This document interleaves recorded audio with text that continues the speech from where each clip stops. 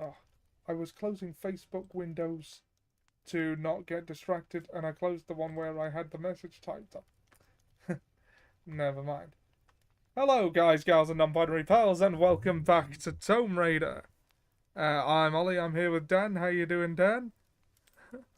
I'm well, thank you. How are you? I'm good. I'm good. And we read The Hound of the Baskervilles this week. Yes, we did. I I think between us, approaching 4 times. Yeah, yeah. Yeah, Because well, you never want to go into a book discussion having forgotten what happened. yes, and I'd forgotten a chunk of the stuff in London, Yeah. and so I needed to re-listen to that. And Ollie always tries to get through it twice in Well, I think a Sherlock Holmes story specifically lends itself well to a second read.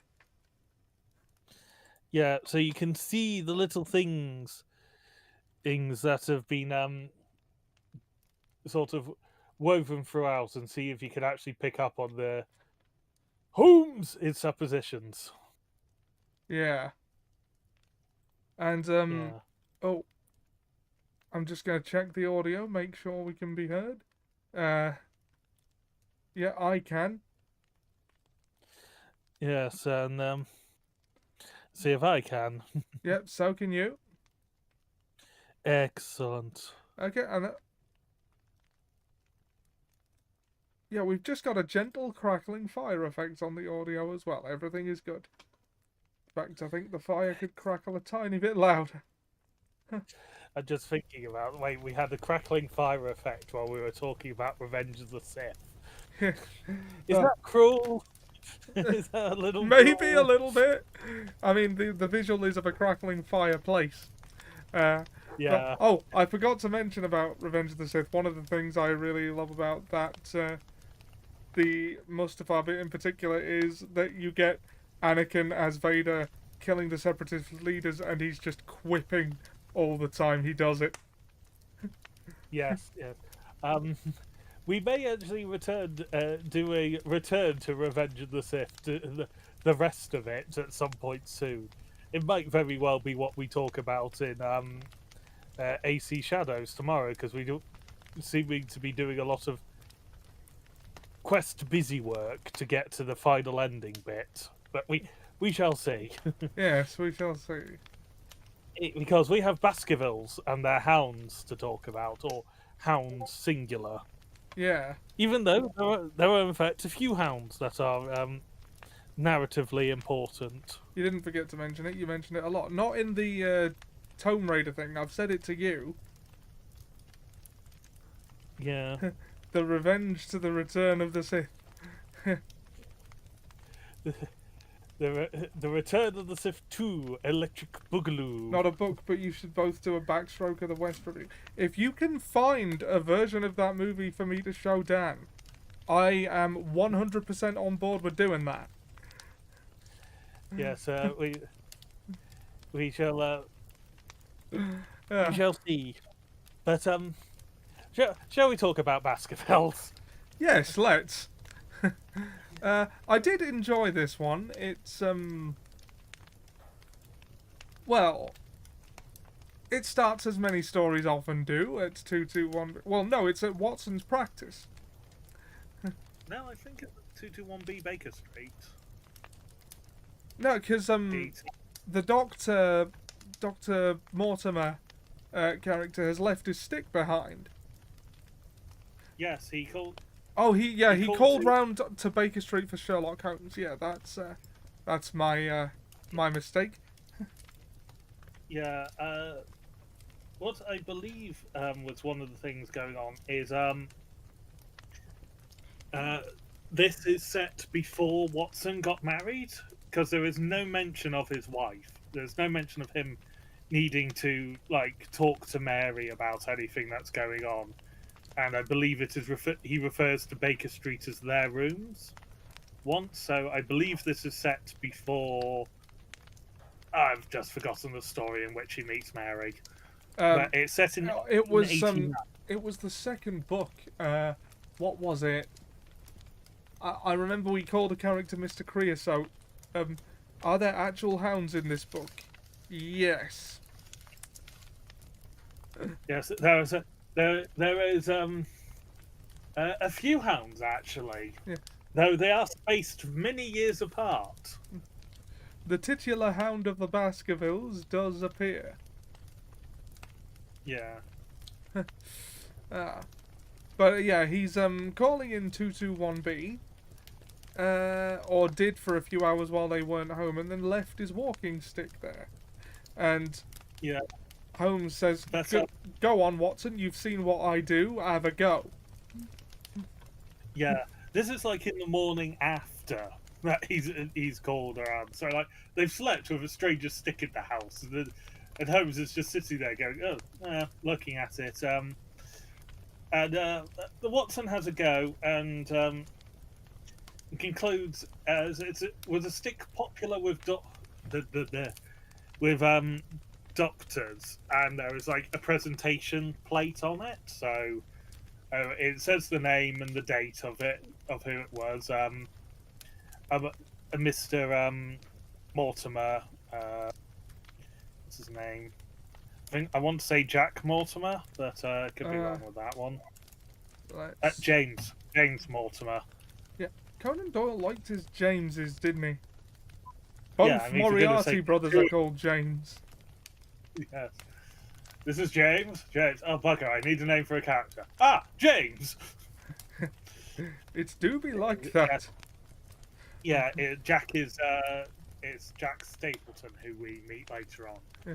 But Reservoir Hounds. Well, it's more like swamp hounds in this one. More hounds. The Great Grimpen is the as it's called.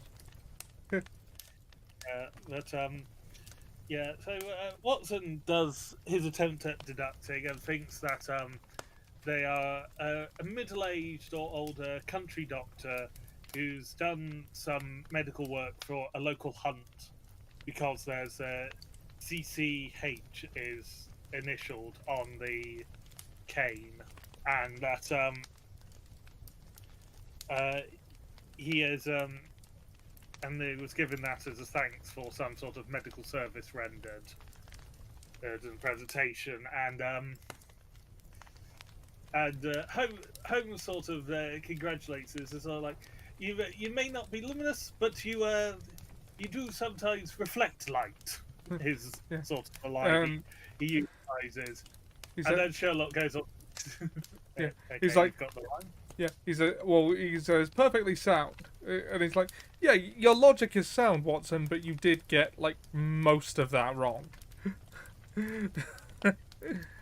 Yeah, he then sort of follows it up with what was it like?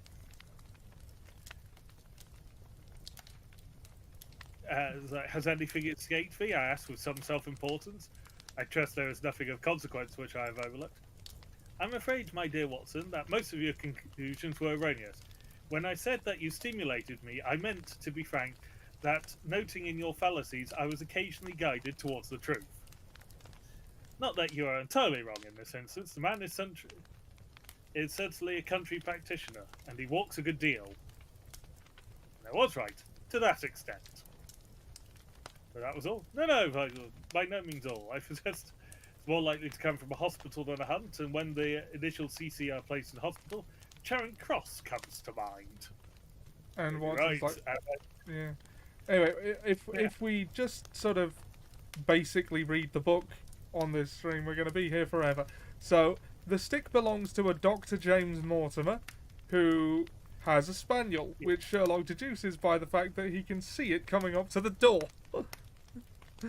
Yes, he's deduced that there's a dog and a rough size of it, because the dog has chewed on the stick, basically. Yeah. And Holmes also has a couple of bits where it's just like, oh, bother, once they actually get talking to Mortimer, because he's come back to reclaim the cane and to speak to Sherlock Holmes. And the assumption was that he was an unambitious man, and then he was given the cane as a presentation for when he left the hospital. So like, he's not unambitious. He got married and settled to a country home after getting married, and it's just, oh bother, I got something wrong. And Holmes is a bit put out. Yeah. For about 5 seconds. And is a little more put out when he's called only the second best mind for the job. Yeah, it's sort of like, to the purely scientific mind, you are in the top 2 of It's like, two. I hope I haven't just a little. Yeah. But Monsieur Bertillon is held up as the highest of the mind. It's just like, oh great, a French person as well. He doesn't say anything, but given the attitudes of the time, it's just sort of like, oh, French. He is an anthropologist, I think, was the term, and gives the immortal line, I confess that I covet your skull. Yeah. Yeah,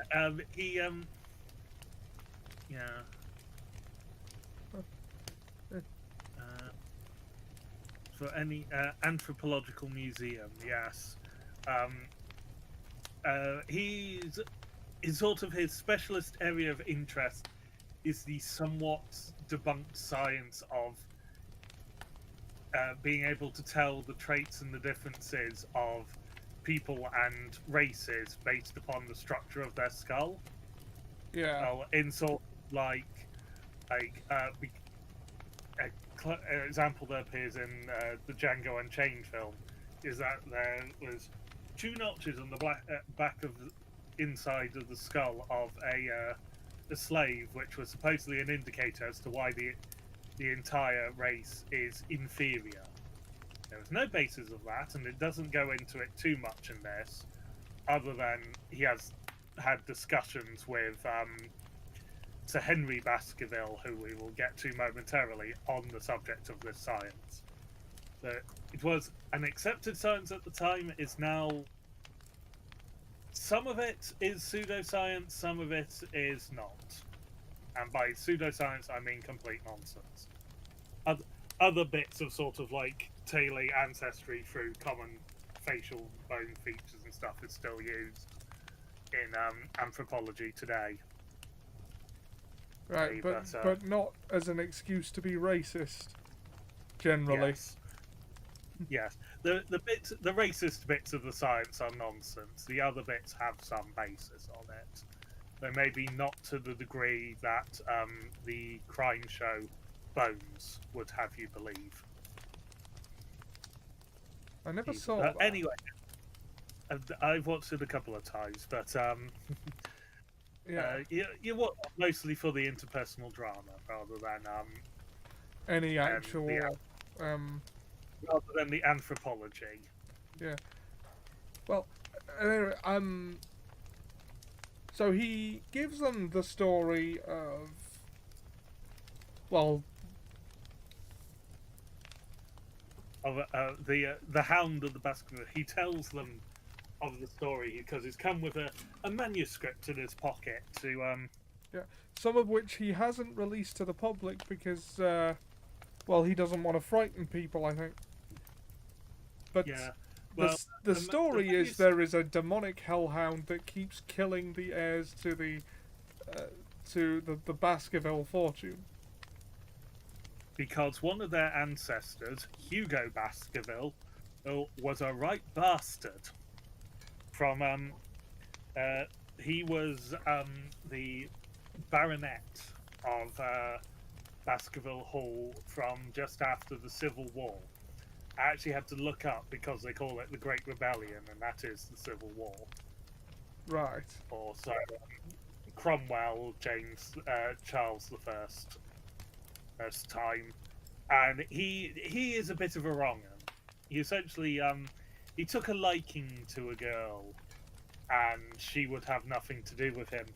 So he and half a dozen of his mates kidnap her, lock her upstairs, and drinking, and sort of like he was foul in his language, and sort of like he made oaths invoking the devil and stuff like that.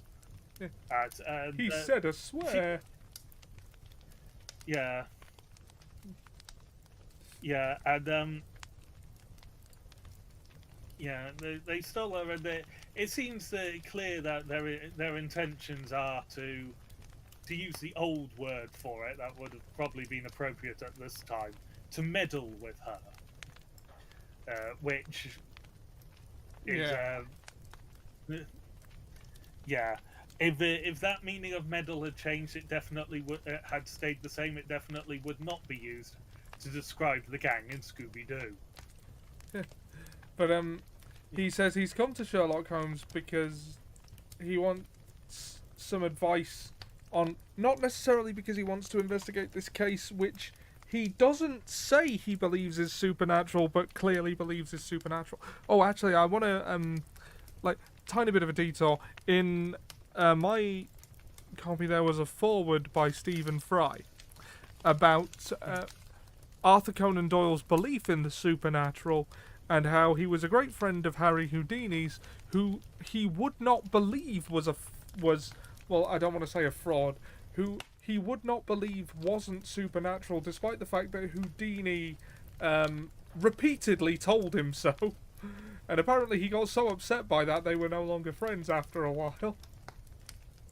Yeah, I believe he also engaged with the hunt for fairies and fell victim to, or fell for the quite famous hoax of the little girl, a picture of a little girl with two fairies at the bottom of a garden, and which I believe was the mid-1890s when it came out. But it's really strange to me that Arthur Conan Doyle, who writes Sherlock Holmes, would be a believer in the supernatural. Yes, there's a contradiction in the man. My brain was stuck on hypocrisy, and it was just sort of like, no, it's not that, but it's a similar concept. Yeah.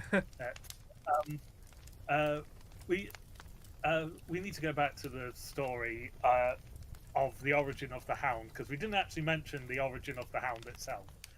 Well, Hugo was a wrong un, kidnapped a girl gets out.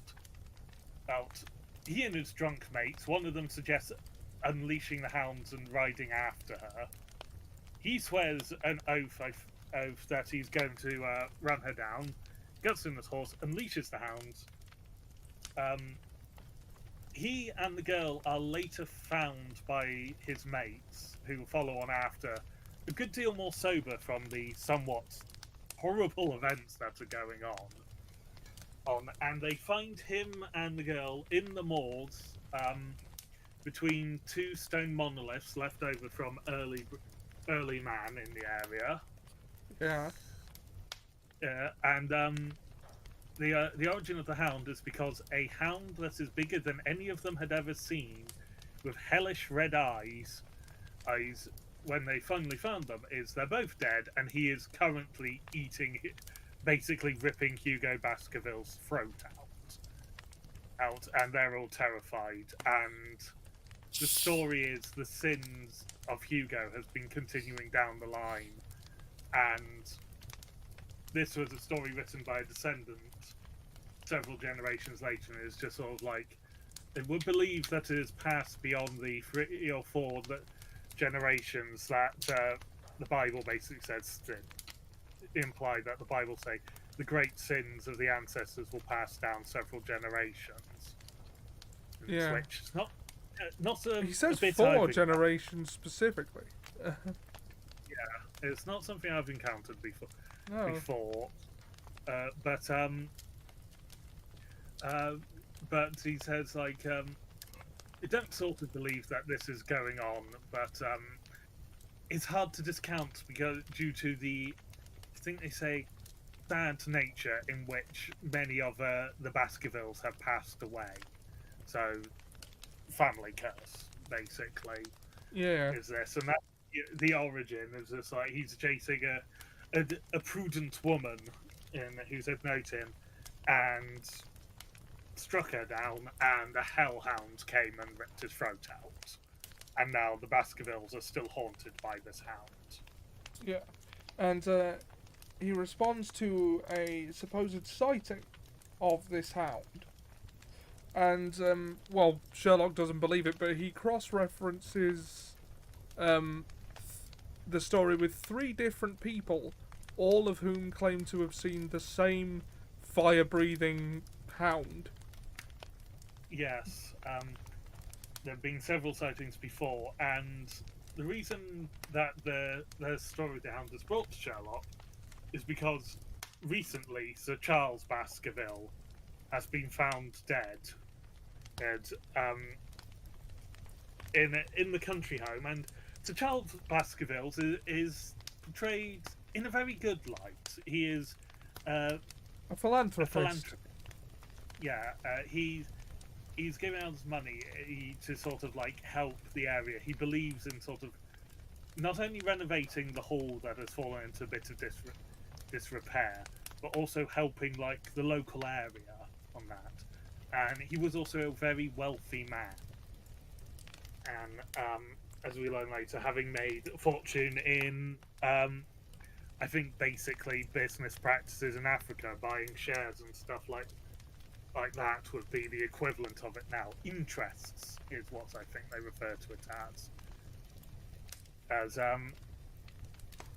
Yeah, but he wasn't sort of like the kind of man who's just like, I have expensive tastes. He is actively described as having simple tastes in the quiet life.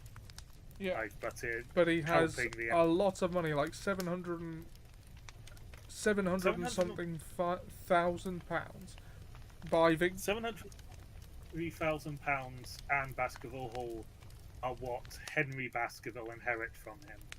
Before the will was executed, the estate was found to be his estate, so the money he had and all his possessions was found to be around £1 million, which would be a huge amount of money nowadays. Okay, hold on, let me just get up the inflation calculator.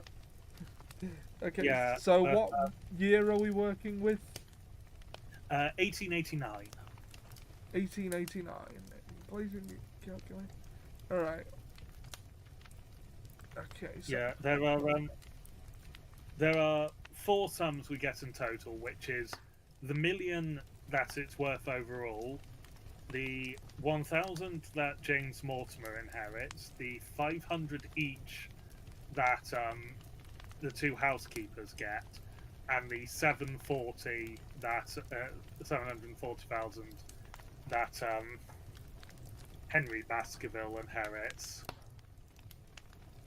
£1 million in 1889 would cost £113,207,743 in March 2026. So yeah.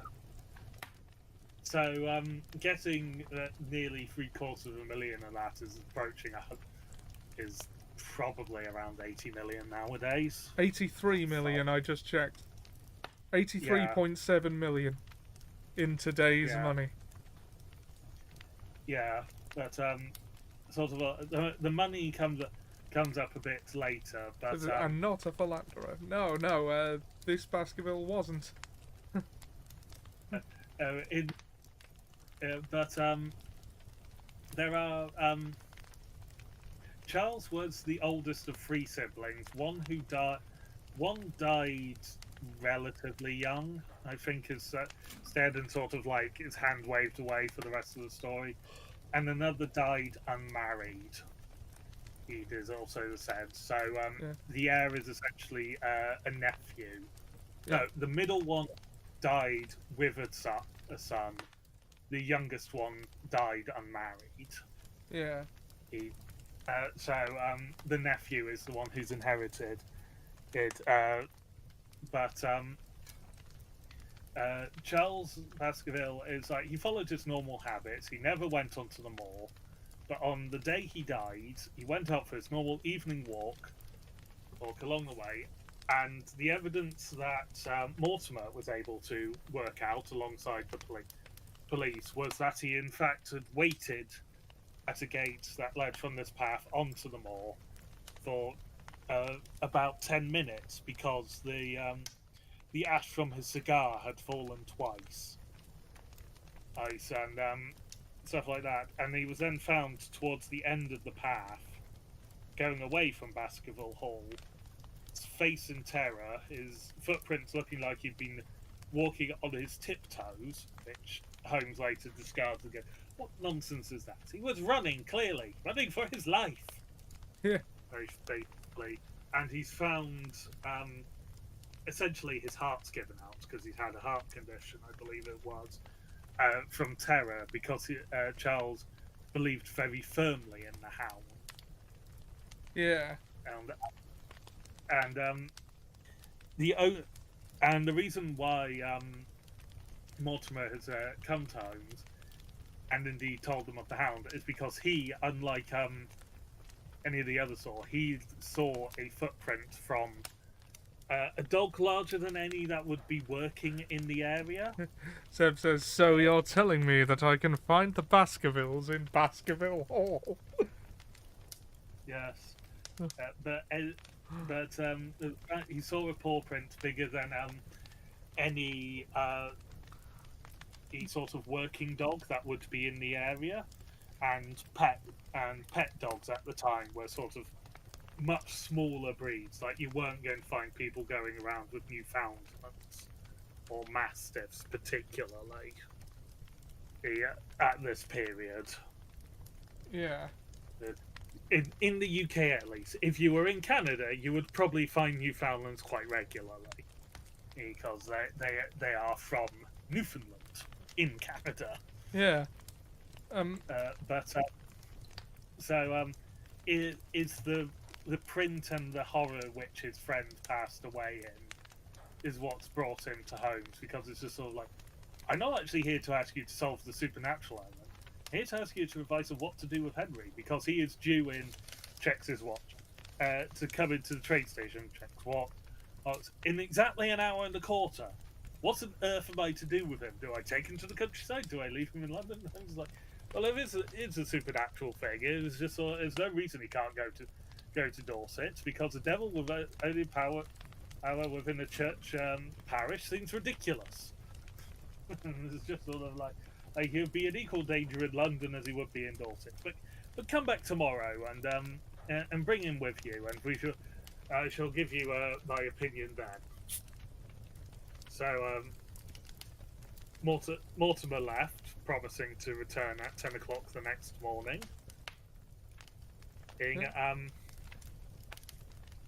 Holmes is just sort of like, I must think. Watson, are you out? It's sort of like, unless you need me. It's just like, no, go away. You'll distract me. Oh, when you go past the tobacco shop, can you get them to send up a pound of their finest shag? Because well. And later that day, Watson does go back, and he thinks the house is on fire because of the amount of smoke in the room. Yeah, Sherlock has not opened the window and has just basically been smoking for 8 hours. It's just sort of like, he deduces that Watson has basically spent the entire day in his club. Yeah, which he has, and so gentleman's club. And then he says, "Could you close the door? Actually, I find a concentrated atmosphere aids concentration." And I like this line. It has not got to the point of my getting into a box to think, but that is the logical endpoint. Yeah.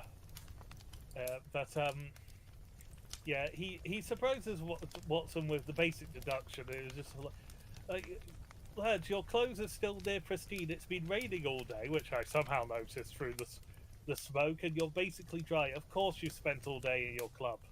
Now hush, it should not impress you. You know what I do at this point. Yeah, it's just like, this is not an impressive deduction. This is something that a street urchin should be able to work out. Yeah.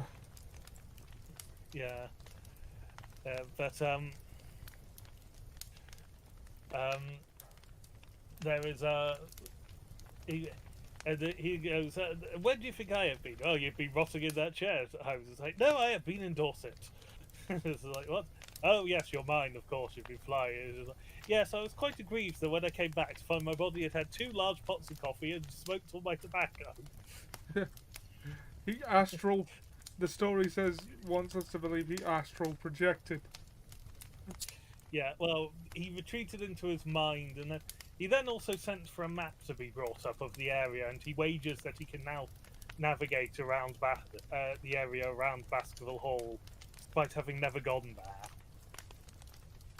Yeah. there, because of his studying of the maps.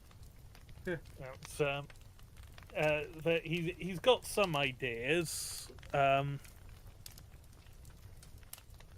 which is not really good. He doesn't really explain until the next morning when Henry comes along with Mortimer. Pardon me. Yeah, not Bob.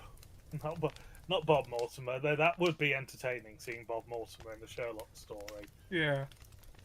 Especially if he just had his wit about him. But anyway, Sherlock actually seems to like Mortimer, who is not a full doctor, a trainee doctor sort of thing. Because he has a scientific mind, and he actually gave relatively good account of evidence, more so than Holmes assumed he would from the cane. And so next morning, it's described that Holmes is actually up early.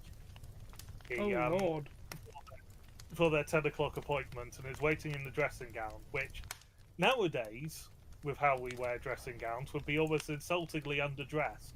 But back then, you wore the dressing gown to protect your clothes from your furniture, and your furniture from your clothes. Right. And so, it was sort of like it's like a smoking jacket and dressing gown were almost interchangeable in the period of writing. And so he would basically be fully dressed under that, apart from his outside coat and his hat. Yeah. I assumed it was different because when I read waiting in his dressing gown, like my brain went to the modern interpretation of those words. Yeah. He is not insultingly underdressed. He is in fact at the correct, appropriate level of dress for being in his home, especially as it is technically rented accommodation. And also, the day before, he smoked like a chimney. Yeah. Yeah. But we meet Henry Baskerville, who has been in Canada for a long time. And yeah, he's basically spent nearly all his life in the States and Canada. Yeah. No, he wasn't wandering around like the dude Seb. He was just he was a respectable gentleman at the time. But Henry is just sort of like even if Mortimer hadn't have suggested that asked me to come and see you today alongside him, I was in the mind to seek you out myself anyway. It was just like, oh, what for? I received this peculiar letter. And he hands over a grey envelope without much detail on it beyond the address, unfolds the paper inside, and there is your classic hostage taker's note style of writing, but it is in fact a warning, because it's all printed words cut out of a newspaper. Apart from the word more, which is handwritten. Yes. And Holmes, let's see. There's the note. As you value your life or your reason, keep away from the moor, is the note. With the word more, of course, being the only one written with actual ink. And Holmes is immediately seems to go off on a sidetrack and starts looking through the paper from the day before, and reads a bit out, which, I'm going to be honest, is almost slightly pathetic to a piece that should have been published in American papers relatively recently. You may be cajoled into imagining that your own special trade or your own industry will be encouraged by a protective tariff. But it stands to reason that such legislation must be in the long run kept away. It must, in the long run, keep away wealth from the country, diminish the value of our imports, and lower the general conditions of life in this island. Yeah. Now, this story is actually important because Holmes has, from looking at it, has identified not only the paper that the writing came from, that the print came from, but the article and indeed the paragraph from which it came from.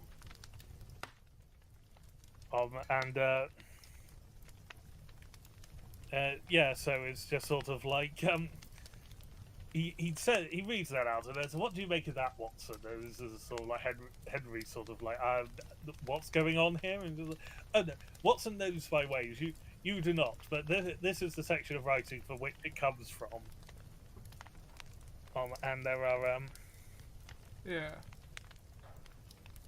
And well, upon cajoling, well, not cajoling, upon questioning, Henry Baskerville reveals that he he has a boot missing, one that he's never actually managed to wear. Yeah, he bought them the day before. He put them outside of his room for, which seems to be sort of like you do that in the hotel if you wanted something washed or in this case varnished. Yeah. Because they had never been varnished before, which I imagine is polishing essentially nowadays. Is to get the waterproof coating on them because he's going to be wearing them in the countryside.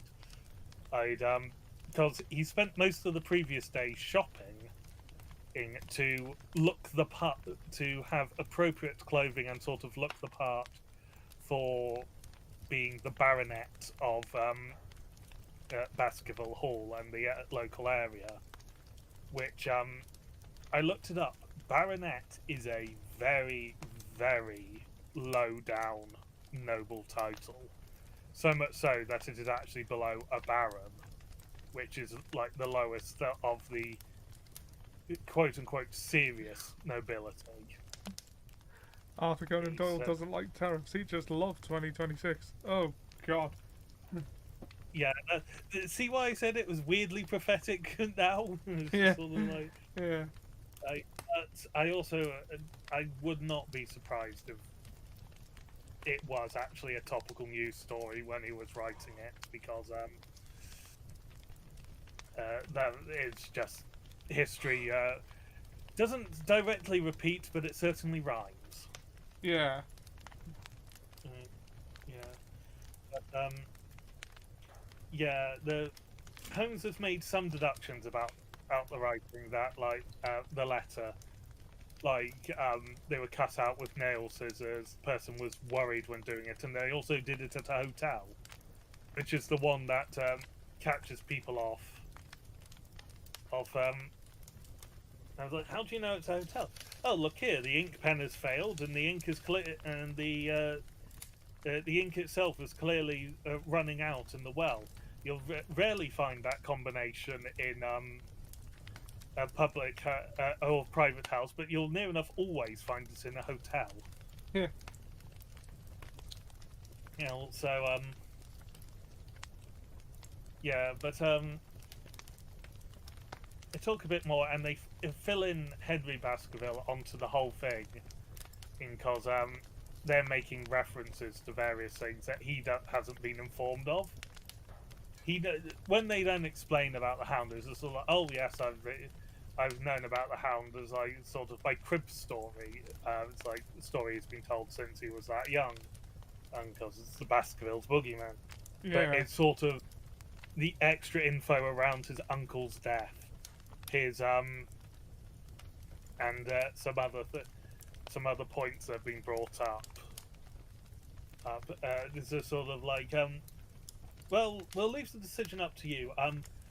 Shall we meet for lunch at your hotel around 2 o'clock then? And Holmes has also deduced that they're being followed, but hasn't said this to them, because clearly the person, because they'd only decided to stay in the hotel the night before, Or also, clearly they must have been followed and the person figured it out because it was their first night in the hotel. Yeah. Oh,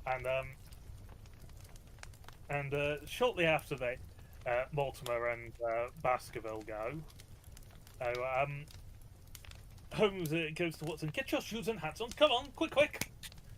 Snell. Just like we need to follow them to see if if there is another shadow following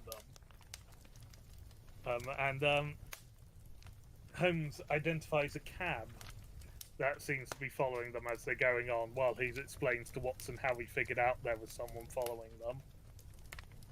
And then, in a rare moment of Holmes making a mistake, he tries chasing after the cab and gets spotted by the person in the cab and sends them off. He alerts the person accidentally who's inside the cab that he's spotted them.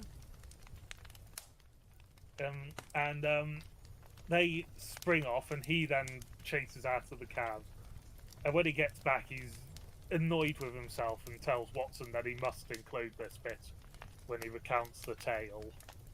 Yeah. To give a fair showing of his abilities. Yeah, and that's respectable of him. And then when they get back to the hotel, Henry Baskervilles had another boot go missing from a different pair.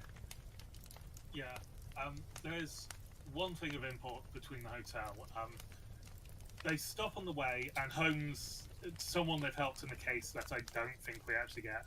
And Holmes inquires if a boy who showed good signs there is still working there. Yes.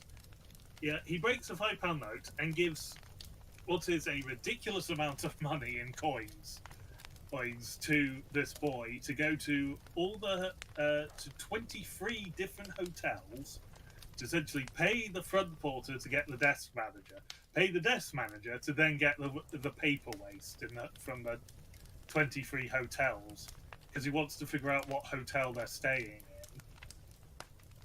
This might have been after, I think it was before, though.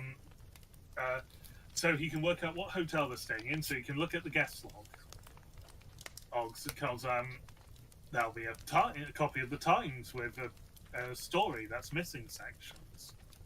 Yeah. And he pays the boys to do that. He essentially gives them the best part of £5 to do this, from my understanding of the currency at the time. That is a staggering amount of money to give someone to run an errand. Yeah, but the boy runs the errand, and he is sort of probably the best employed one of what is Holmes's irregulars, as they have become collectively known, and he refers to them once. So they also get referred to as his homeless network in some adaptations as well. Yeah. But they are essentially useful people who he pays to do jobs. And they are from all branches of sort of society. So though a lot of them will be below Holmes and social station, because he has access to the high station areas, so he doesn't need irregulars in those things. And also, they're more expensive, one would imagine. Yeah. Yeah. So they go, and he checks the register at the hotel they're staying at and goes, and through pretending that he knows people of both names of the people who have come in after Henry Baskerville, it was just sort of like, oh, call on one friend, you bump into others, and then determines who they are. Like, the people who are following him have not also stayed in the same hotel, because they've got an idea of a vaguely youngish man with a big beard. Yeah. A great big bushy beard. Well, no, not. Yeah. Well, they assume the beard is fake. Yeah. But the two people who have come in include an old widow and her maid, and a family man that's around Sherlock's age, which neither of them do great to fit the descriptions for. who Sherlock saw in the cab briefly. He did get the cab number, so they are sending off They have also sent off a telegram asking about the driver for that. Yeah. See if they can get things from him. And then the driver himself comes around to, confront Sherlock about any problems he might have with him that drove him to complain. That's a little later, because they have lunch with Mortimer and Baskerville. Baskerville is annoyed because he's lost the second boot. This one, a much older black one, as opposed to his brand new, never-worn brown ones. It's just sort of like, oh god, this hotel's rubbing me blind. I'm not going to be stolen from again here. Yeah, because it's just like his now only complete pair of footwear are the ones he's wearing. But they then find the brown boot while they're having lunch, presumably in his room. Yeah, but they mentioned that it definitely wasn't there before, though. Yeah. Yeah, and they make plans. Henry, this is where the money comes into it, this sort of thing, and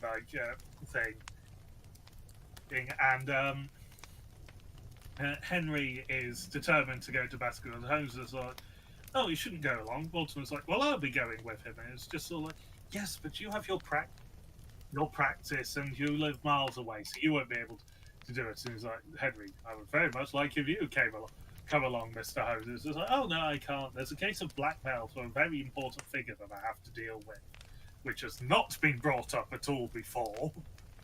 Watson and isn't brought up again. And I've just noticed I'm streaming this to my gaming channel as well, which yeah, that's fine. Stream. Yeah. I am streaming it to both correct channels as well as the wrong one. So yeah, it doesn't matter. But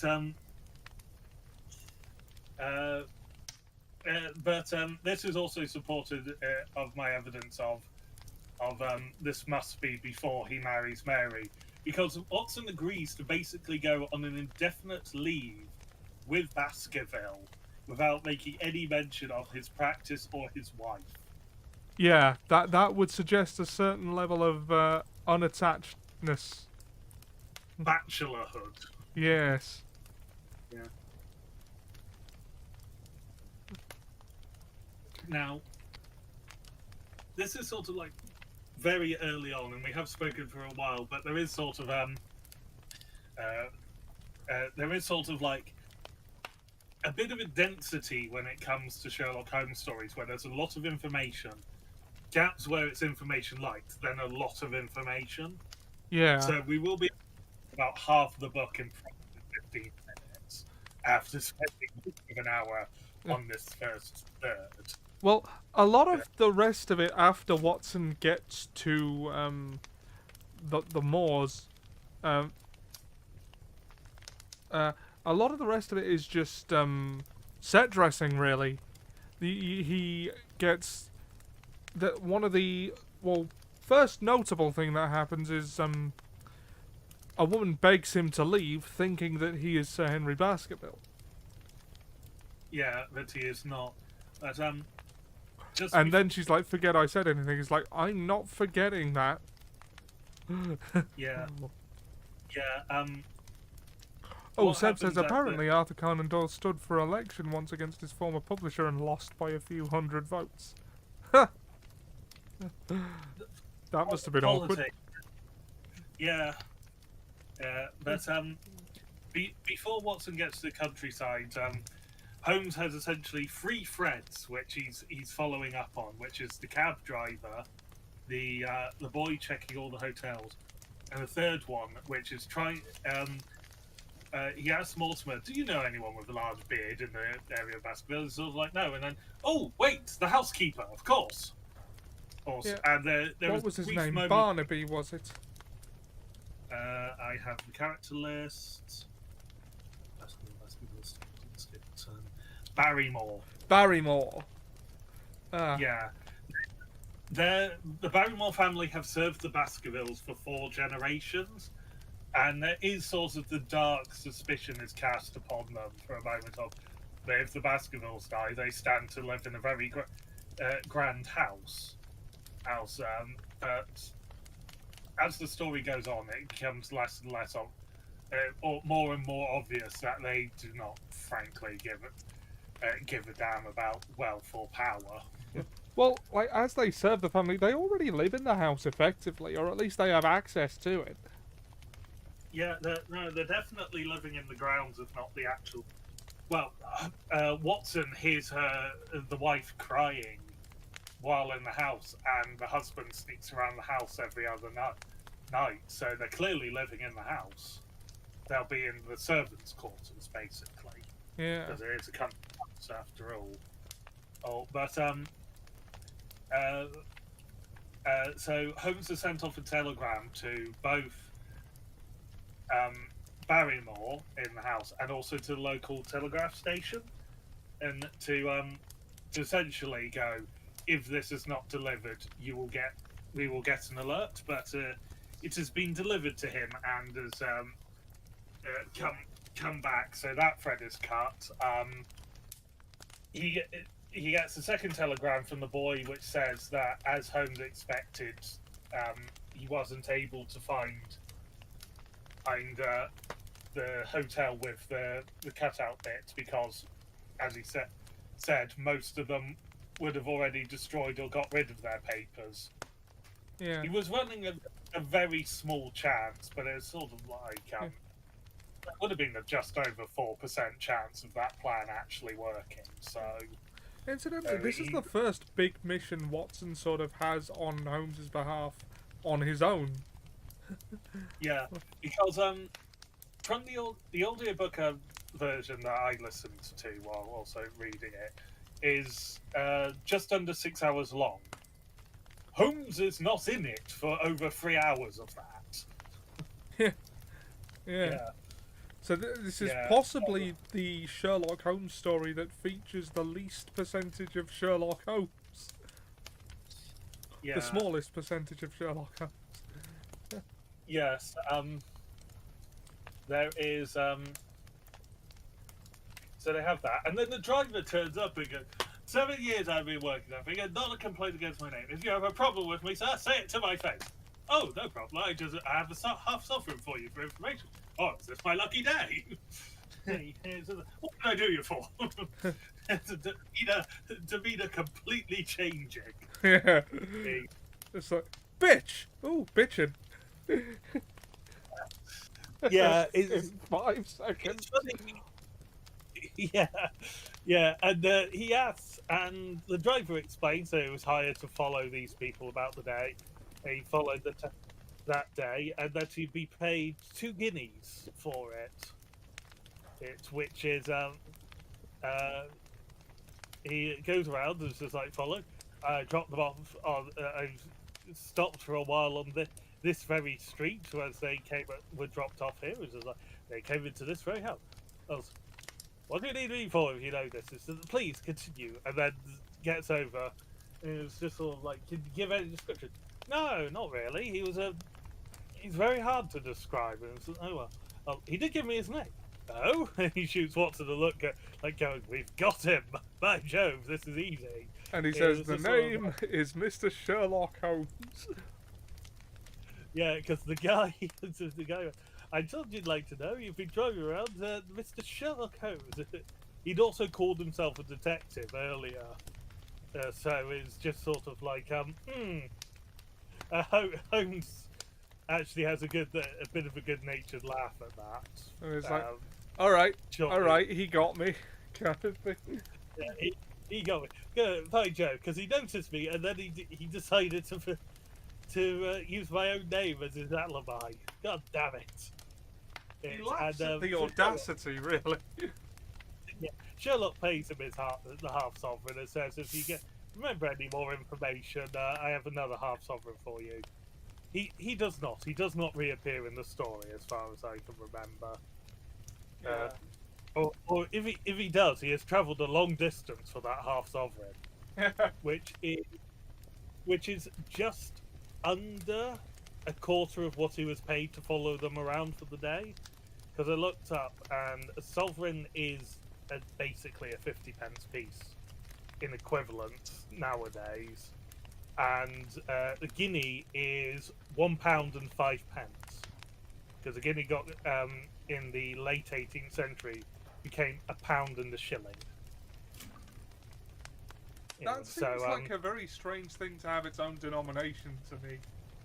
Yes, the thing is, the 50p could also be a half sovereign, a half crown, or a half crown, and there were another couple of options for it. I'm guessing not all of them were in at the same time. Yeah. Because currency is strange. But yes, it's a strange denomination. I get the feeling it was more because a guinea and a pound were for a while exactly the same. So they just separated. You had to have a reason why. So it was just like a guinea's worth a shilling more than a pound. Quite possibly because of the metals used in it, I don't know. But anyway, aside on strange English coin history done. And so Watson goes to the countryside and is suspicious of the house staff, the Barrymores, for a short while because they're the wife's crying and it's like heard throughout the house on their first night there. And the husband said, no, the wife didn't cry last night. When Watson sees her shortly thereafter, looks like she's only just stopped crying.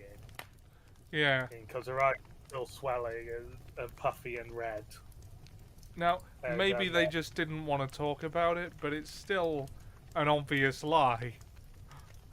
Yes, and John Barrymore has been heard over like a few days because these next few chapters are essentially Watson rewriting the letters he sent to Sherlock at this time. Yeah. Like giving updates. And Barrymore has been sneaking through the house at night and just sort of like, and something strange has happened and they're not sure. So Holmes and Baskervilles vow to stay up and they fall asleep about 3 in the morning in Baskervilles' room.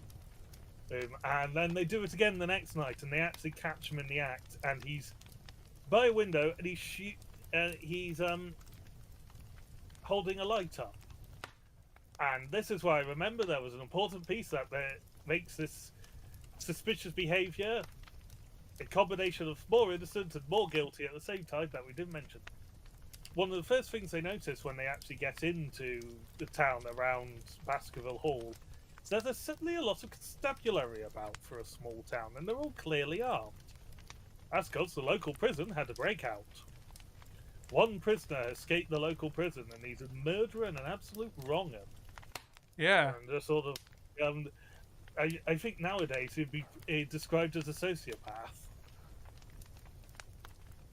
But he's come out, and it turns out that John Barrymore is signalling someone in the moors. It is this criminal, basically to signal like, yes, got it, food is on the way. Yeah, and it turns out his wife, I think, was his sister. Yeah, his wife, Eliza Barrymore, is the convict's older sister. She can't help but see him as the young boy who used to hold on to the hem of her dress, essentially. And so when he came to her needing help, obviously, she helped him. Yeah. It's just sort of like, the convict is... It's a... Well, giving the name well, it wouldn't have actually given anything away because she took the name Barrymore. That's not her maiden name. But he never gets named, and he never really gets described as other than he's an absolute wrong 'un. Yeah. Well, the way they described it, it was like his parents never told him no, and he grew up thinking the world was his to do whatever he wanted in it. Yeah. By all sense, it also feels like their parents weren't great at the best of times. Yeah. But he doesn't he's not out there wanting to commit any more crimes. He just wants She's to my escape to sister, South my America. mother, my sister, my mother. I don't get that reference, sir. Yeah. But the Barrymoles have been providing food, and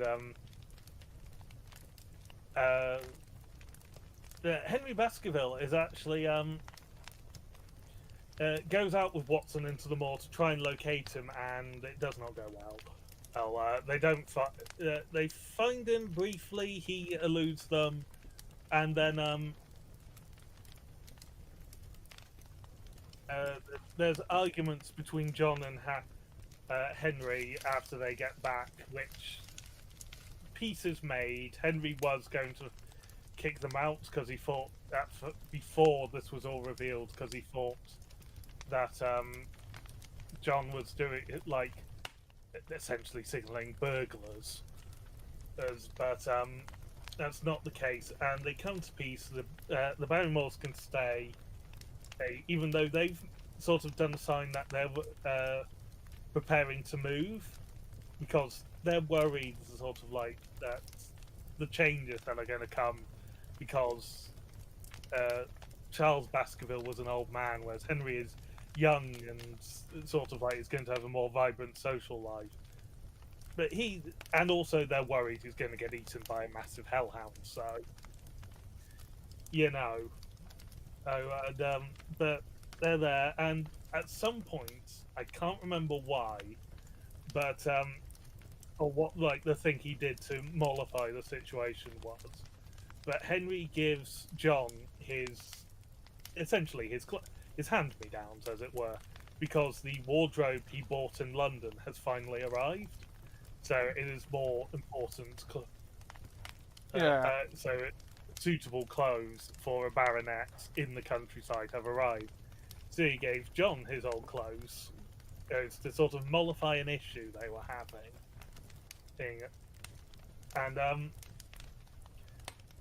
And while like there's quiet country living going on, Sherlock has also met local neighbours, the Stapleton siblings.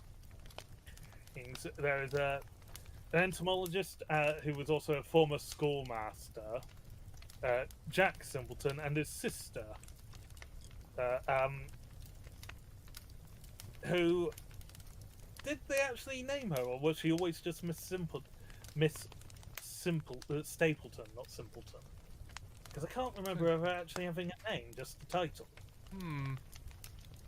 I'm thinking. Yeah, but no, it was always Miss Stapleton. Yeah. But the two siblings do not.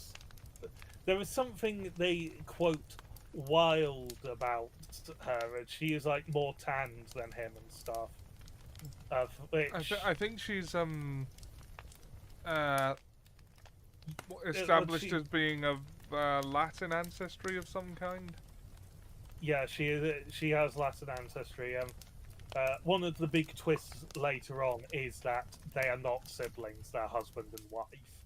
But for most of them, they're portrayed as siblings, and indeed, Henry and her grow quite close at the times.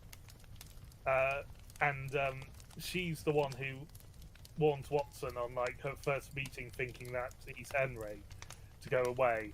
And that's just after he's been speaking with Jack, who's just gone off chasing a butterfly with his net. After they've heard a mournful, sad cry coming out from over the moors, or that is not human. And it's like puts them on edge, and Jack is like, "Oh no, it's just a rare kind of bird. I can't remember what it is." And Watson is not buying it entirely.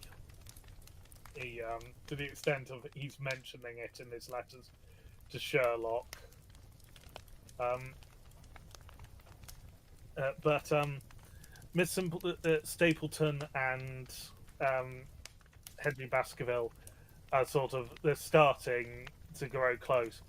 And Jack reacts poorly at one point when it's just the two of them together and he finds them. And the big fight comes out between them. Which makes a lot more sense when you know they're married. Yeah, and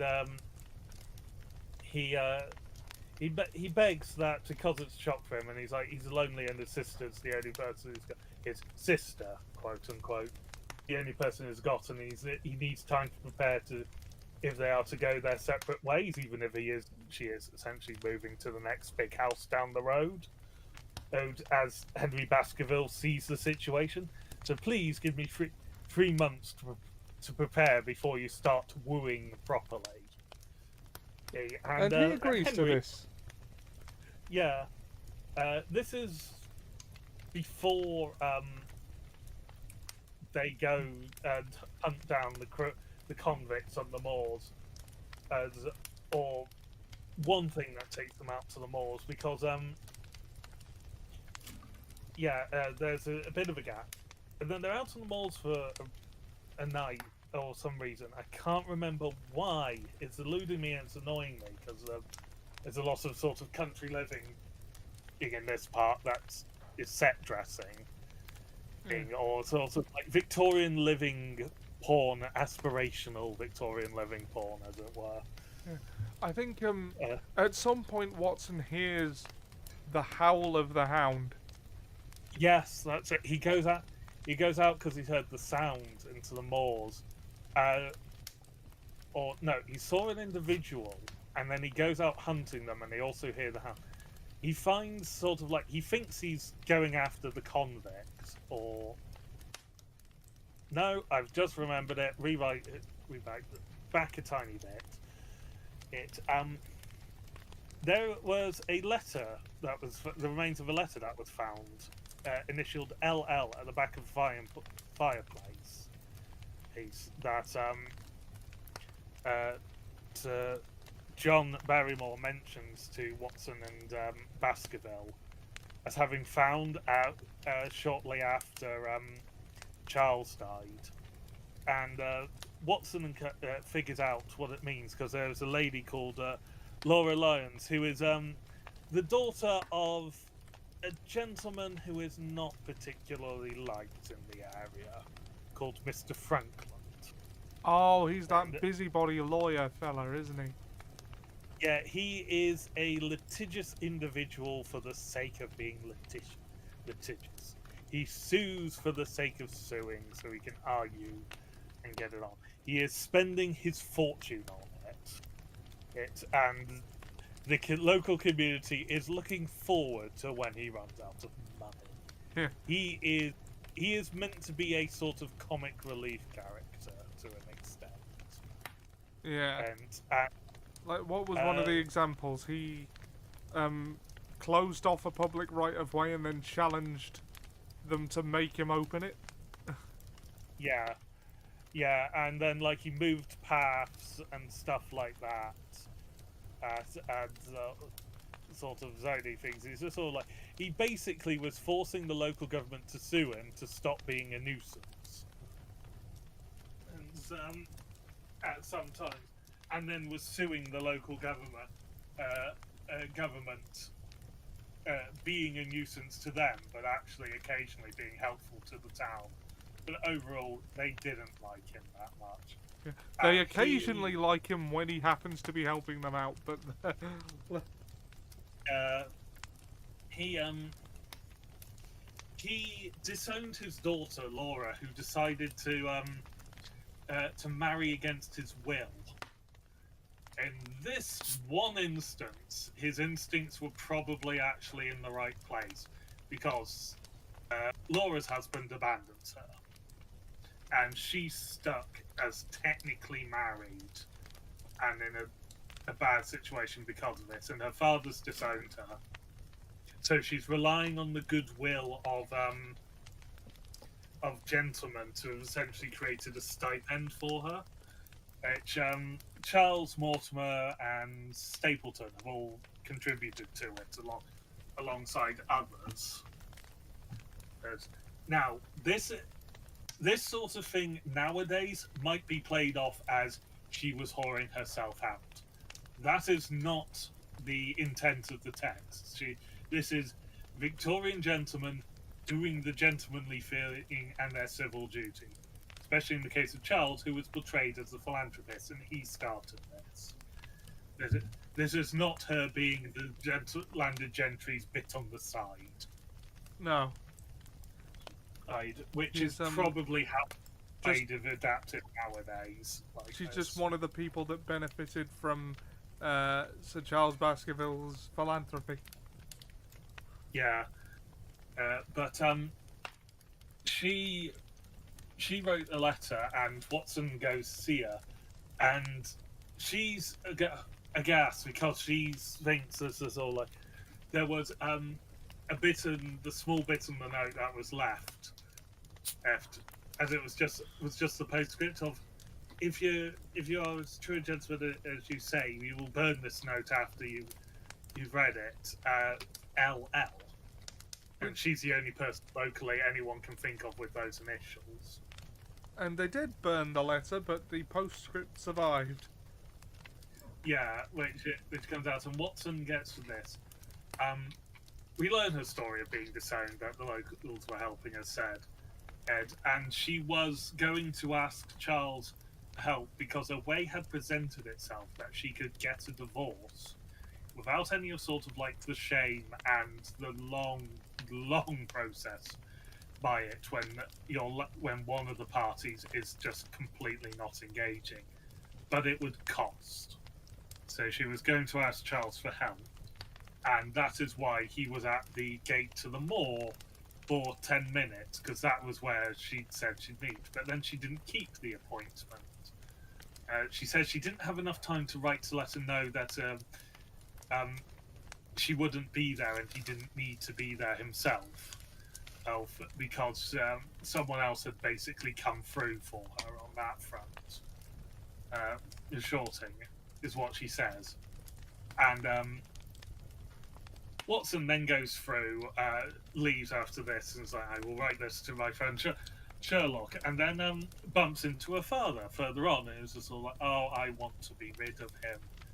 He's nattering on a bit about his lawsuits, and then he mentions that it's just sort of like, oh yeah, I figured out where the criminal is, and it's just sort of like there's a boy who goes out there, and it's like I followed him with my telescope. And Watson is suddenly very interested in the conversation, and goes back with him for a bit, and does the polite things required of society at the time, and then.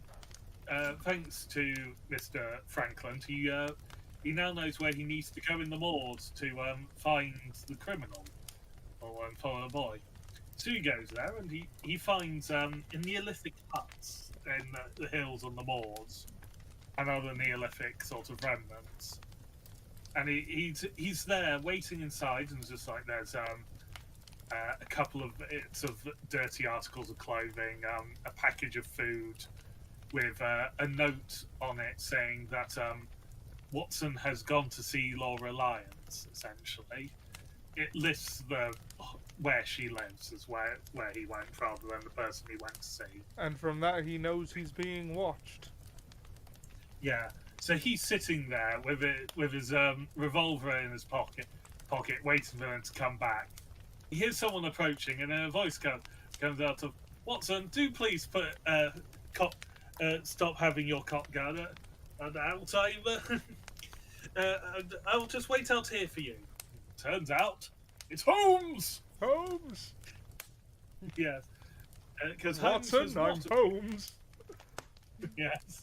Sorry. Oh dear. How did it also take us this long to get to that joke as well? It feels so obvious. Yeah. Oh god. If he'd been written with with a much greater sense of humour, he would have said it at least once by now himself. Yeah. But yeah. Turns out Holmes has not had a blackmail case at all to deal with, and has in fact been watching from the moors, and been having his post, having any like telegrams and letters that reach Baker Street have come back down to him. So he's getting them a day later than he would have if he'd stayed in London. But he's still been getting dates. And he's been watching things from the moors. Yeah, he's been shadowing Watson. while investigating some stuff as well, and he's also he let himself be spotted on the night where they faced the criminals, because the moon, like the cloud shifted and the moon was behind him, so he was spotted by Watson from a distance, too far to be identifiable. And it bothered Watson, but they went, "Oh, it's probably just one of the soldiers or the constables looking for the criminal." Yeah. But so Watson and Holmes is talking. Watson is annoyed, Yeah, he's understandable. well, yeah, he feels a bit betrayed that he wasn't taken into Sherlock's confidence. Yeah, but it's just sort of like the reason of this is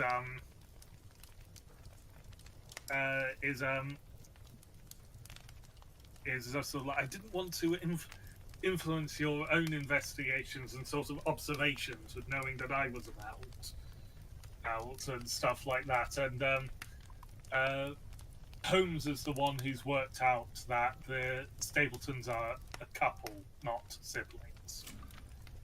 And also that they are, to an extent, charlatans, because he managed to track down the picture of them from when Jack was a schoolmaster at the school they're closed down, and they're under a different name there. They're then interrupted by the sound of a baying hound across the moors, and they rush off to find the hound. And we're now from having been at the end of chapter 5 when they were in London, we are now suddenly on chapter 12 or 15. Country living fills up 7 chapters. Yeah, and they also call down Lestrade or Lestrade. I'm not sure how that's meant to be pronounced. Lestrade. Yeah, Lestrade is coming down in the next day or two. But they follow the sounds of the baying hound, and they're too late to save who the hound has got. Who they are sure is Henry Baskerville, because he's in Henry Baskerville's clothes. And then Holmes notices something that means it's clearly not Baskerville, and the unobservant reader slaps themselves on the head and goes, "Of course, they're clothes." He gave them away, and they were passed on to the convict, who has now met a very unfortunate end of having his throat ripped out and knocked down a cliff. Yeah. To the extent that his face is unrecognisable. Because, because he's wearing Henry Baskerville's clothes, which it turned out the Hound had his scent trained on, which was the reason for the missing boots. Yes. But, along comes Mr. Stapleton coming out of the moors, and it's just sort of, "Oh no, I heard a terrifying sound. What was it? I just had to," and screaming, "I just had to investigate." And it was just sort of, "Oh yes, said to it, it's just sort of like, oh, is that Henry down there?" And it's sort of like, no, it's the poor convict. It's just sort of like, he cracks for like half a second and then recovers. Yeah. And then sort of goes, oh, Watson, can I take it that this gentleman here is the eminent Sherlock Holmes of which we've heard so much? Which is just sort of like, and then Sherlock is too sort of covering it to not go, "Oh, as if you don't know." Yeah. If you haven't looked at the face already. Yeah. And so they have their man, but they can't prove it. Yeah, or they're so close to proving it, but they don't have the power to arrest, as it were. Yeah. But Holmes goes back and he tells Henry, just go over and stay. Go over. The Stapletons have invited you over to dine tomorrow. Go over. Tell them that because Holmes has said that he is returning to London in the morning.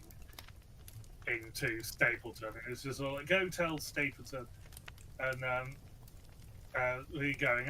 I'm sorry to say that, but I must take Watson with me as well. You can send his luggage back. I post, but go enjoy the Stapletons. But do as I say, and you must make sure you leave and go over the moors and so far a distance in the night when you leave. You cannot stay the night. And stuff like that. He gives a load of instructions.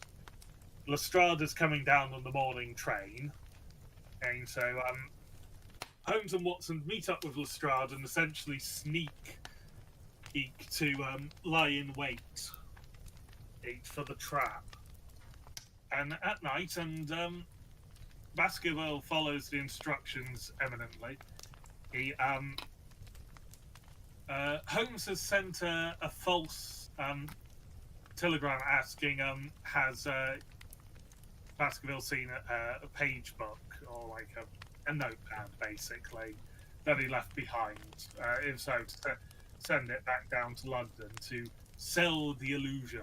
He sent Cartwright to send that message. Yeah. Because Cartwright with him and was providing the food. And as Baskerville is leaving,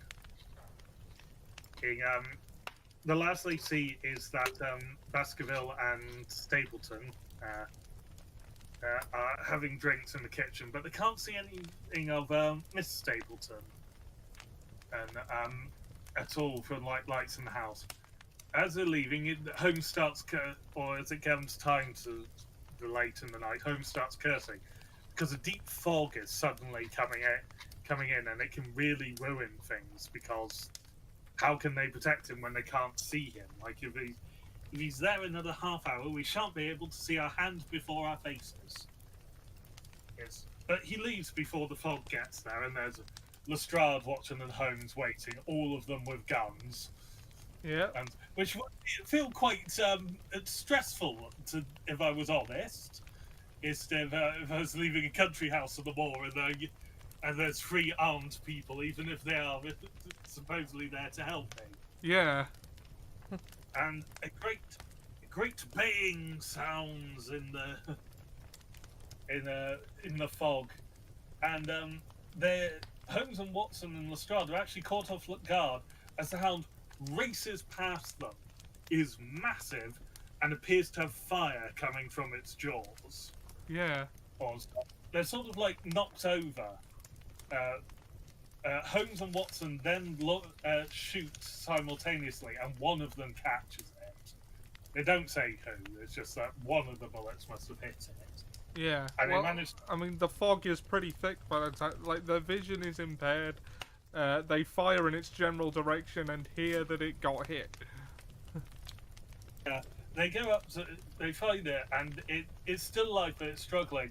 And Holmes, to be sure, fires 5 more shots into it. Now, I think this is implied of it survives until the 6th shot, rather than Holmes is panicking and just going, ah! Yeah. And then Holmes bends down and rubs something off its jaws, and its mouth was covered in phosphorus. Yes, a phosphorus mix he refers to it as.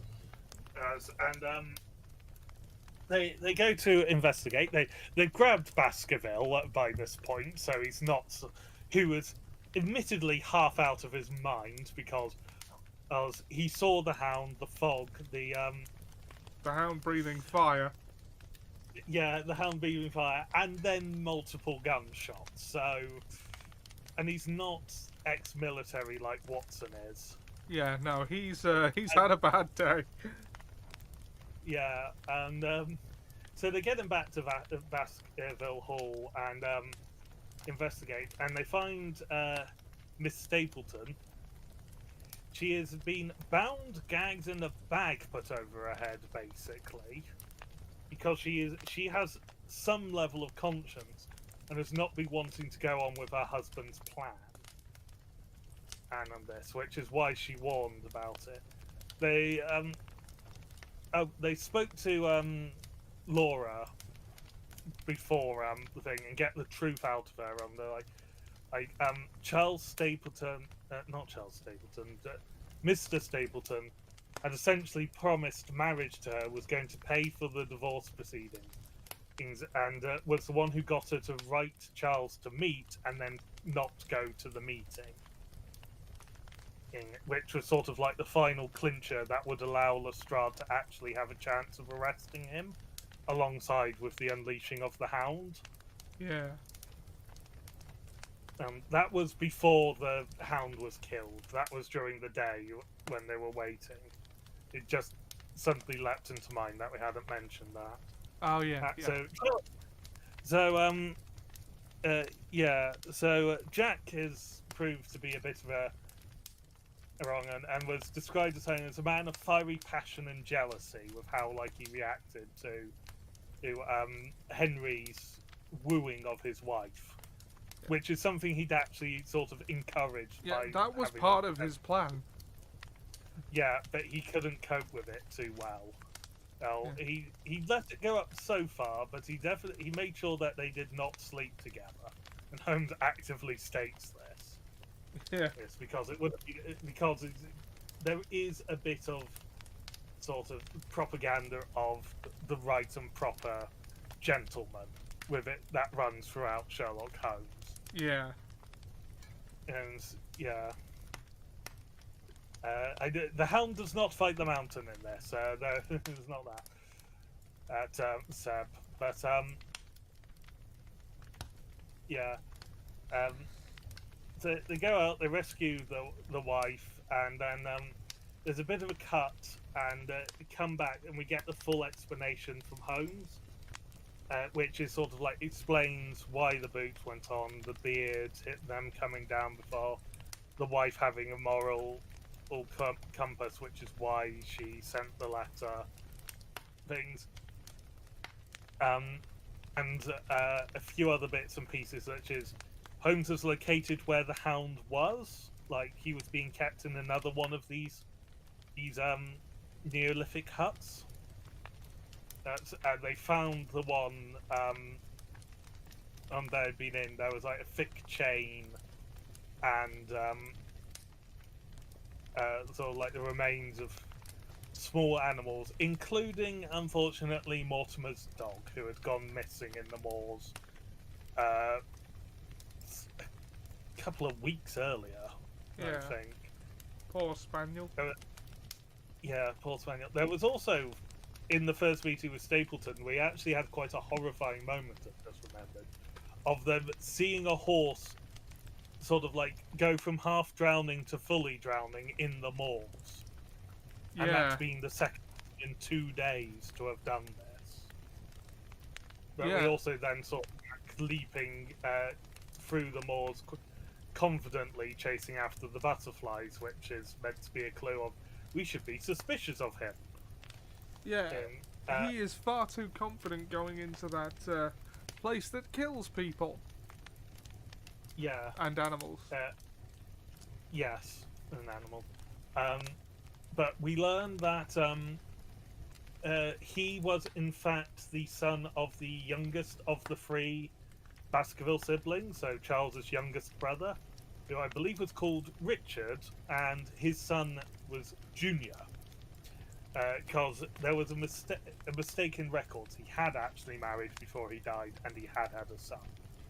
So Stapleton was a valid heir, but he was not first after Charles died, because it's the next. As Charles had no kids of his own, it'd go to the next sibling. Oh, he had a son, so it'd go to Henry. But if Henry died, it would then go to Richard Baskerville, and so he set up events to kill Charles. And then Henry, once he was found, he had a few ideas of how to manage to claim the estate, even though he was known as someone else in the local area. So it fit into his plans. His wife had questions, and there was evidence to suggest that he was a bit of a con before, but they don't really go into it. It suggested that any wealth they had before was also illicitly gained. and Yeah. that's it. Essentially, he saw in dollar signs, to use cartoon imagery. Yeah. And It, well, his wife, and when his wife is discovered tied up and gagged, she's like, "Yeah, fuck that guy. I'll tell you everything."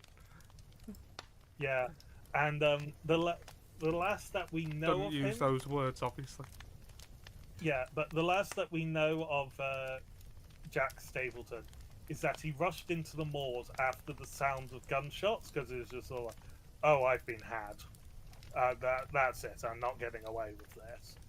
So his plan was to hide in one of the Neolithic huts or ruins in the area until he could get out. But with the fog so high and even his skill relying on a Landmarks. series of landmarks that were both placed there by him and his wife and natural, he died in there. We don't see him, but it is just he is there. There is no way he could be anywhere else. He is stuck in the bog or in the moors. Yeah, and he's And gone down under the Great Grimpen Mire. And yeah, and but on his way out, he discarded the boot that he had in his hand for when he was just making sure the hound was getting the right smell. So, good news, we found Baskervilles' last missing boot as well. yeah, the one that he'd actually worn before and was therefore useful. Yeah, yeah. So, swings and roundabouts. Terrible, horrible drowning death of a wrong un. Boot. Boot. Yeah, but boot has been found. So, yes, Watson and Holmes return to London. Mrs. Stapleton is not going to be becoming Mrs. Baskerville because Henry lost all interest in her after that deception.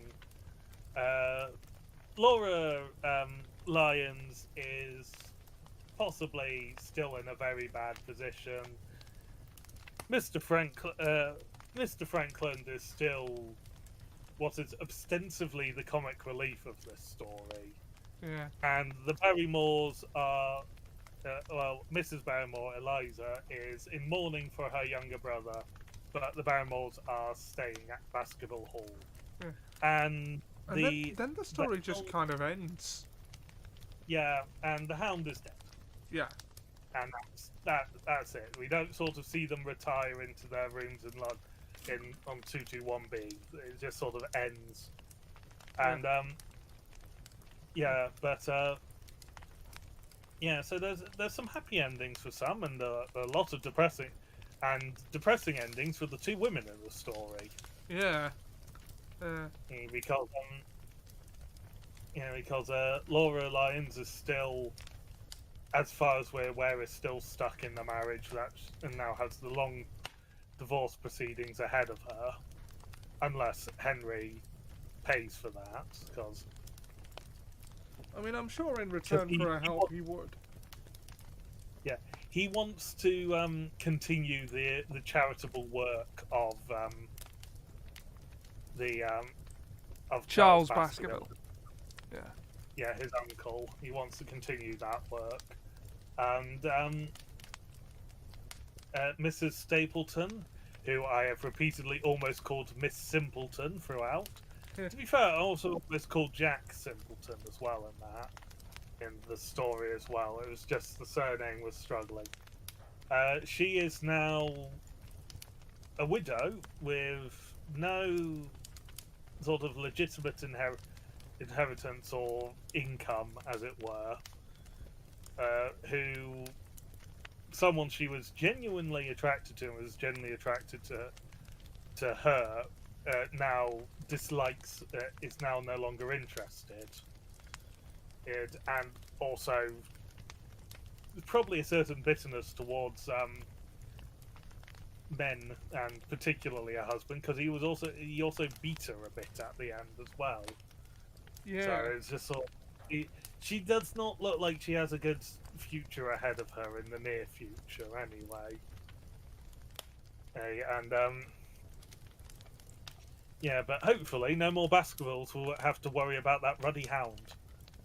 perhaps stop telling people, perhaps stop telling your descendants about it, and then they won't get the idea to use it against their family.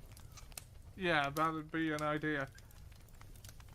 And so, yeah, I do think this was one of the stronger moment-to-moment stories of Sherlock Holmes, but that might be because it was a lot longer than I'm used to now, and there was a lot better established, well, world building, as you say, and again, like, in the way that a lot of these stories do, it all just sort of ends. Yeah, it's sort of like there was occasionally to sort of like a quip from Sherlock. That it's not a quip. It's not meant to be funny. It's like a parting thought, and then there'll be like a line, like I can't remember which story it is. And then he reached for the cocaine bottle on the mantle. Yeah. Or that sort of thing, which I think was the second story we did. Yeah. And what? And well, the big theme of the supernatural in this is, well, it seems in keeping with Sherlock Holmes that it all turns out to have a logical explanation. Oh, yeah.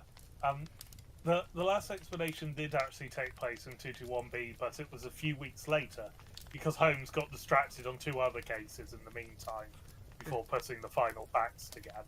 Yeah. Yeah, it ends on the notes of Sherlock going, I have a box for the opera, and would you care to join me, Watson? Also, please be ready in half an hour. I feel like having lunch at a little dinner at Marcini's on the way. Okay, so it's all like that's how it ends. It doesn't have sort of like the last important thought, as it were. He doesn't like give us a unifying thesis statement or anything like that. Mystery solved. Yeah, that's that done. Let's go take in a show, sort of thing. Yeah. He does say, well, me and Watson have been doing severe work, so for the moment we shall take some rest. I have a box for the opera. Let's get dinner. And it's just sort of like this is definitely what historians would have called, and they were roommates. Yeah. Which I know Seb made reference to earlier. Just sort of like historians when single men die. Ah, gay. Which is actually the complete opposite. You get the historians, and you could present with them actual proof that they were sleeping together, and they go, so friends? Yeah. 10,000 lines of poetry by Sappho is not enough to convince them that maybe she was a little bit gay. Well, the portrait of Dorian Gray was apparently usable as evidence for a trial of sodomy for Oscar Wilde. We will get to a portrait of Dorian Gray. I feel that is an appropriate one for us to cover. I do have, like, that is one of the cloth-bound classics I got that I've been collecting. Yeah, I think I have a copy somewhere. But it's just sort of like, pretty books. Someone in response to a BBC adaptation in the trailer is just sort of like, oh great, and now they've made Dorian Gray gay, and it's just sort of like the book was so gay, used as evidence in a sodomy trial for Oscar Wilde as the author. It's not making; it is flagrantly in the text. It is in the DNA of the piece. It's not even subtext; it's just text. Yes, rather like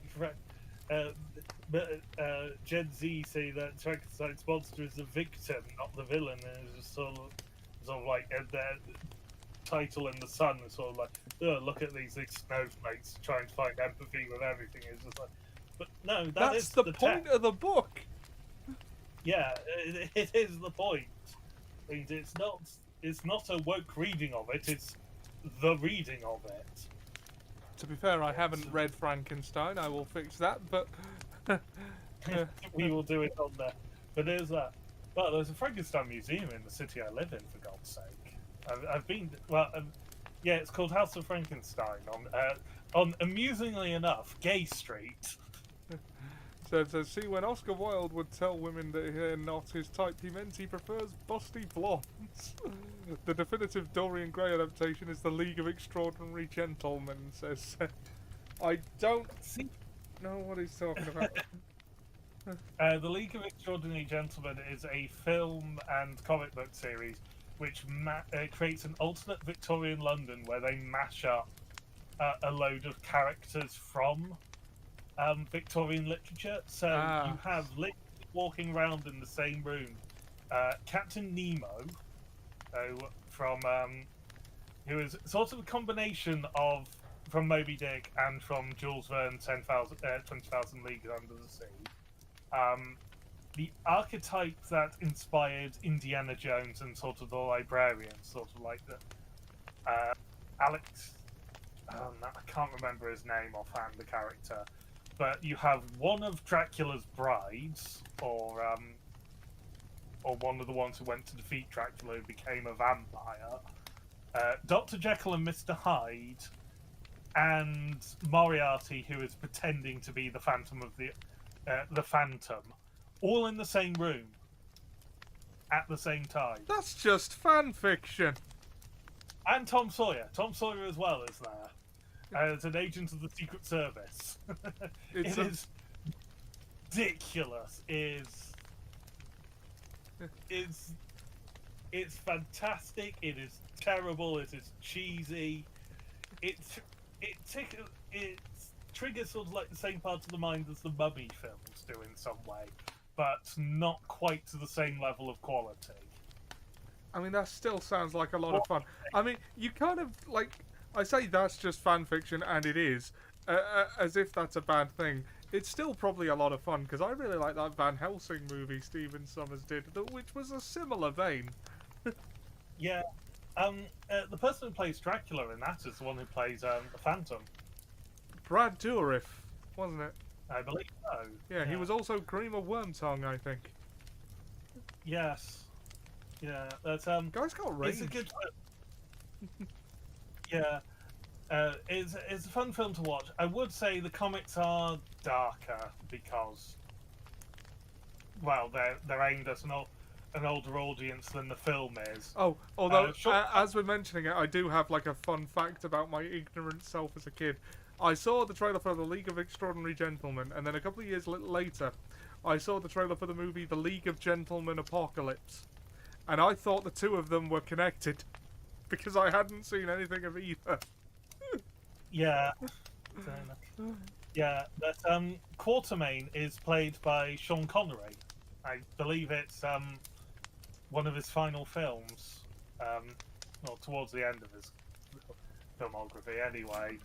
But he agreed to do it because the last film he read and he didn't understand the script for was The Lord of the Rings. Oh. He turned it down to be massive. So he read the script for this, didn't understand it, agreed to do it. Absolute cheese fest. I mean... Oh, that's... Yeah, I mean, I'm sure he's good in it. Yeah, no, he's good at it. He's one of the better performances, I'd say. But it's not a good reason as you don't understand the script to sign up for the film if a previous one you don't understand and did well. It also implies that he understood the film where he appears as Zardos in the red bondage gear, basically. Zardos. Yes. It implies he understood what on earth was going on in that film. I believe the Lord of the Rings character they wanted him for was Gandalf at one point. I can see that. And I can see it, but I can't see it being as good as Ian McKellen was at the end. Oh no, the right decision was made. Yeah, that is my opinion on it. I'm sure there will be people who disagree with me. I'm sure there are people who don't think Ian McKellen is a good Gandalf. They are wrong. He is a fantastic Gandalf. No, Seb, I have never seen that movie. Yeah. It was in fact on a couple of weeks ago when I came through to do Tome Raiders with you. Ah. Yeah, but like it was most of the way through when I tuned in, so I just watched a bit of it and left. But it's an interesting film. Yeah. Well, we've got off track a bit, haven't we? Yeah, but yeah, But, join us at some point where we will actually talk about this film after having read all the books that go into it. yeah. But yeah, I did enjoy The Hound of the Baskervilles, but I mean, I picked Sherlock Holmes as a starting point because the stories were generally pretty short, and it was something I was confident we could get through in a week. But also, I don't find I have that much to say about them. They're very comfy for what they're in their way. They're episodic in nature, obviously, and well, there is sort of a status quo that is maintained, and it doesn't usually beyond the actual events of the plot. It doesn't seem to be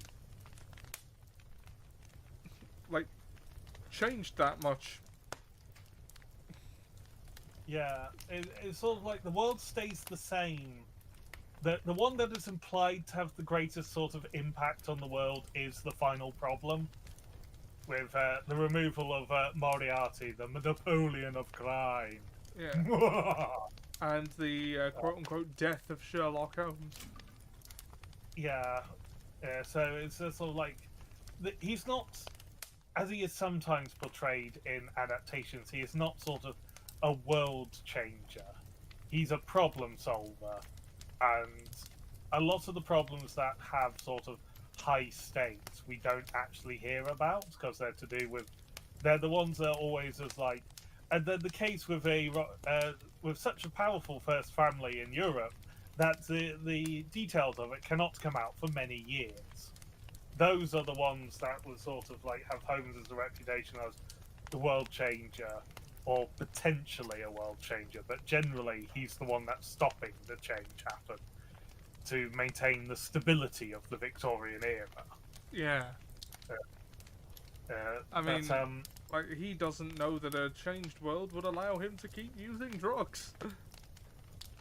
Yeah, but it's so much so that there's actually a point in this where he talks about, yes, I heard about the death of Sir Charles, like when he's first introduced it. It's the case, but I lost track of it due to that business with the Pope and the Vatican icons that the Pope asked me to deal with. It's just sort of like, what? Gimme. Yeah. I want to see Sherlock in Italy insulting religion at its finest because he does not believe in it. And he has to pose as a priest for the conclave when the Pope died. Yeah. Sherlock Conclave was a good movie.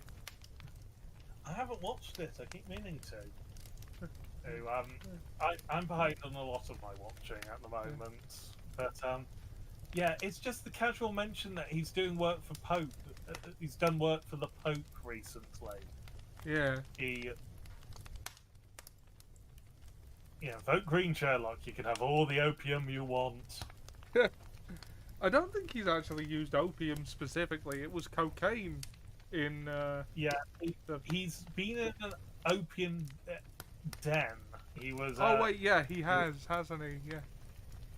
But that was not that was actually related to a case rather than. I think he was undercover in the opium den rather than like he went there because he was bored out of his gourd. Yeah. But he was also quite possibly partaking as well, though I don't think it's not clear in my memory whether that was the case or not. But yeah, Sherlock is a force for the status quo, but he is also sort of like stopping murders and other such things, or potentially, in the case of the naval treaty, an escalation towards war. Yeah. Or so. So it's not like these stories are inconsequential, but like they seem very I don't know how to put it.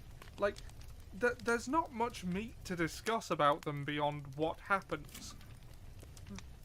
Yes. They're not really about things other than a fun mystery, and that's fine. That's all these are meant to be, but it does leave me a bit at a loss about what to talk about with them. I mean, there was some interesting, like, playing with the supernatural as a theme in this one, but of course everything has a rational explanation. Which then brings the great irony that Sir Arthur Conan Doyle was a great believer in supernatural. Yeah, and like, as I've said before, to the point where he ended a friendship with Harry Houdini because he wouldn't believe him when he told him that it was all, like, stage magic. Smoke and mirrors Yeah. is the favourite. It's sort of like I've heard repeated tale that Arthur Conan Doyle attended seances as well. Yeah. Though, then again, and to be slightly unfair to the Victorian era, what was there to do? Drugs, seances, produce misinformation about the Middle Ages. There wasn't anything else. Oh yeah, and public hangings. Public hanging and shoot men who wear skirts and nick their countries. Thank you for that last line. This is fantastic. Skirts. Back in my days, if you saw a man in a skirt, you shot him and nicked his country. Apparently his friendship was ended with Houdini because he kept trying to convince him that the fairy pictures were real. Oh, so it wasn't quite that. Okay, well that's still funny. Yeah. Oh. Those fairy pictures were quite infamous, but they were disproven at the time with the technology at the time. It's sort of like, no, this is like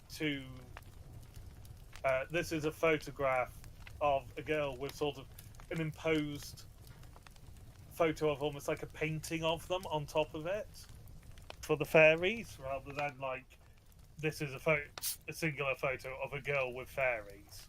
Yeah. Huh. Which you got to admire the effort at the time for going to do that, though, to fake a photograph like that. That, given if he were around today, he'd definitely be a flat earther, wouldn't he? Oh, I think there was still a bit of a flat earth movement at the time. Well, Victorian academics are the ones who are responsible for the belief that the Middle Ages thought the Earth was flat. So, I think if he was a flat earther, it might have come out. Yeah. Because well, he would have been ridiculed for it. So he possibly didn't accept that the Earth was flat. Didn't think the Earth was flat, because that's not a spiritualist thing or a supernatural element. Yeah. Well, at any rate, I think we've run out of things to say about the Hound of the Baskervilles. Next week on Tome... Sorry? I was going to say, I think we ran out about half an hour ago, nearly. Yeah. Next week we will be... Is it the return of Sherlock Holmes that we're starting next time? Yes, which I believe is another of the compendulums of shorter stories, but I don't know what the first three stories are to begin with. Nor do I, but I'm sure I'm sure there'll be a fun thing to talk about. So we'll be back next Saturday with that. But if you miss us between now and then, over on Ollie Johnson Plays, which we are currently on, as well as the main channel, we will be hopefully finishing Assassin's Creed Shadows tomorrow night for Assassin's Sunday. Yeah. Yes, finally, and then we will be free of the grind of Assassin's Creed games. I haven't minded it too much. It's just long. It even got fun once the stats were high enough, but it took way too long to get there. Yeah, we will go into that more tomorrow, probably while we're playing, or as like in the brief retrospective at the end of it, if we actually get to the end of it. I'm gonna have to say, with the number of quests we think there are that might not be on, we might be on for longer tomorrow. Yeah. But we will see. Yeah. That also depends on us both being up for it, but Thank and then you for joining us. Sorry, Dan, you were saying. I was going to say, and then if Ollie's usual streams are on, he's also got Monday and Tuesday. But Oh yeah, Mafia Monday, Yakuza Like a Dragon, Tombury Tuesday, Final Fantasy. I have no reason to think they're not on as usual. Yeah, and then Ollie will also be on Eclectic Hawks for D&D on Wednesday. Yes, that's twitch.tv/Eclectic Hawk. I'm playing a Tabaxi Bard called Charleston Riz. Yeah, and then after that, he gets to have a 2-day break of being on the internet, talking on the internet to people. All right. Wanting to stream 5 days a week, you are streaming 5 days a week again. Yep. Yeah.